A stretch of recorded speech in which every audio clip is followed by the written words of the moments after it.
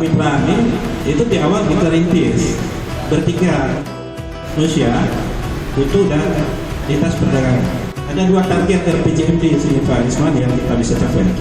Yang pertama adalah memanfaatkan potensi wilayah untuk membangun ekonomi berbasis kerakyatan. Itu yang pertama. Yang kedua, mewujudkan zona ketahanan pangan. Ya tentu Kuala Lumpur ini ketahanan pangannya di bidang hasil laut, hasil tangkapan ikan, bidang perikanan. Makanya oleh karena itu kita tidak menyanyiakan setiap kesempatan sekecil apapun. Kita akan terus mendorong UKM di Kuala Lumpur untuk bisa lebih produktif. Jadi kuantitas olahan meningkat, kualitas dan mutu bisa kita jamin.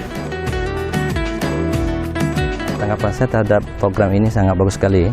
Program kemitraan wilayah ini merupakan satu program yang saya rasa sangat diperlukan untuk masyarakat kita, dan ini sebagai awal atau landasan kita untuk pengabdian kepada masyarakat, sehingga dengan program ini masyarakat kita bisa meningkatkan baik dari segi pendapatan dan ekonomi masyarakat.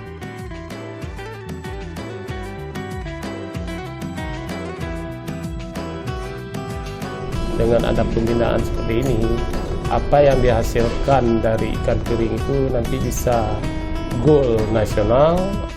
Mudah-mudahan pembinaan yang dilakukan oleh dosen Pak Diswandi Nurba ini itu nanti bisa masuk dari UKM Kuala Lumpur itu sendiri ke Transmart itu.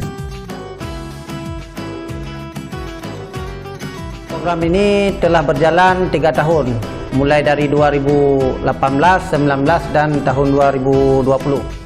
Kami sangat berterima kasih kepada pihak yang telah menyelenggarakan program ini.